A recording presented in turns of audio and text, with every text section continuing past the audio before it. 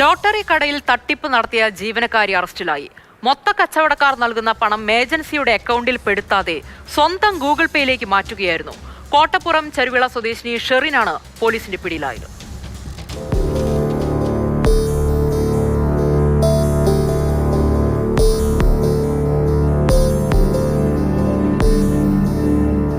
വിഴിഞ്ഞം ജംഗ്ഷനു സമീപം പ്രവർത്തിക്കുന്ന വിൽഫ്രഡിന്റെ JMJ ലോട്ടറി ഏജൻസിയിലാണ് തട്ടിപ്പ് നടന്നത്. ലോട്ടറി വാങ്ങാനെത്തുന്ന മൊത്തക്കച്ചവടക്കാർ നൽകുന്ന പണം ഏജൻസിയിലേക്ക് എത്തിക്കുന്നതിന് പകരം ഷെറിന്റെ അക്കൗണ്ടിലേക്ക് എത്തിക്കുകയായിരുന്നു. സ്വന്തം ഗൂഗിൾ പേ നമ്പർ ലോട്ടറി വാങ്ങാൻ എത്തുന്നവർക്ക് നൽകുന്നതായിരുന്നു പതിവ്. കടയിൽ നിന്ന് പണവും നഷ്ടപ്പെട്ടതായി പരാതിയുണ്ട്.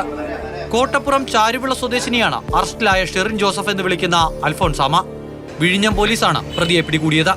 ഏജൻസിയിൽ നിന്നും ഉടമയറിയാതെ ഏകദേശം 20 ലക്ഷം രൂപ 4 വർഷത്തിനിടെ തട്ടിയെടുത്തെന്നാണ് പരാതിയിൽ പറയുന്നത്. 15 ലക്ഷം രൂപ തെളിവാണ് ഞാൻ കൊണ്ട് കൊടുക്കുന്നത്. ഇത് മാത്രം ഉൾപ്പെടുത്തിയാണ് എഫ്ഐആർ ഇട്ടത്. പിന്നെ അവർ തന്നെ പറഞ്ഞ് അന്വേഷിച്ചപ്പോൾ ഒരുപാട് കണ്ടെത്തി എന്ന് അവർ പറഞ്ഞിട്ടുണ്ടെങ്കിൽ പക്ഷേ ഞാൻ എഫ്ഐആർ ഇട്ടത് ഞാൻ കൊടുത്ത പരാതി 1,03,00,000 രൂപ. ഇത്രയും കാലത്തിനിടയ്ക്ക് എനിക്ക് പോയത് എൻ്റെ ബാധ്യതയും എൻ്റെ ലാഭവും എല്ലാം കൂടെ ചേർത്തുള്ളതാണ്. തട്ടിയ പണം ഉപയോഗിച്ച ഷെറിൻ സ്വർണ്ണാഭരണങ്ങളും വസ്തുക്കളും വാങ്ങിയെന്നാണ് പോലീസിന്റെ അന്വേഷണത്തിൽ കണ്ടെത്തിയിട്ടുള്ളത്. കഴിഞ്ഞ മെയ് 26-നാണ് ഏജൻസി ഉടമ വിൽഫ്രഡ് പരാതി നൽകുന്നത്. നമ്മൾ കടം വാങ്ങി 10-40 ലക്ഷം രൂപയ്ക്ക് വെളിയിൽ ബാധ്യതയായി. അപ്പോൾ എനിക്കിത് കണ്ടുപിടിക്കാൻ പറ്റില്ല, ഇതെങ്ങനെ നോക്കിയിട്ടും കണ്ടുപിടിക്കാൻ പറ്റില്ല. അങ്ങനെ ഒരു 5 വർഷം കഴിഞ്ഞപ്പം ചികിത്സിക്കാൻ പോകണമെന്ന് പറഞ്ഞിട്ട് ഇവർ ലീവ് എടുക്കുകയാണ്.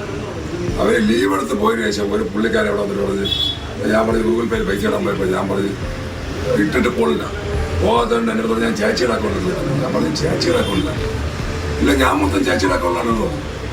ചേച്ചിയുടെ അക്കൗണ്ടിലാണുള്ളത്, ഈ ചേച്ചിയുടെ അക്കൗണ്ടിലുള്ളത് എൻ്റെ മൊബൈലിൽ ഇതുകൊണ്ട് അങ്ങനെ ഞാൻ വാങ്ങിച്ച് നോക്കിയപ്പം പുള്ളി മാത്രം 5 ലക്ഷത്തി രൂപ ഈ അക്കൗണ്ടിൽ ഇട്ട് കൊടുക്കുന്നത്.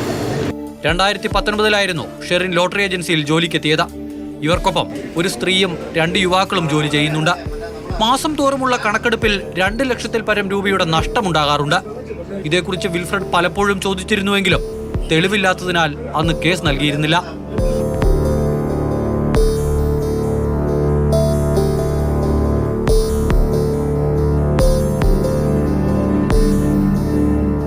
മാതൃഭൂമി ന്യൂസ്, തിരുവനന്തപുരം.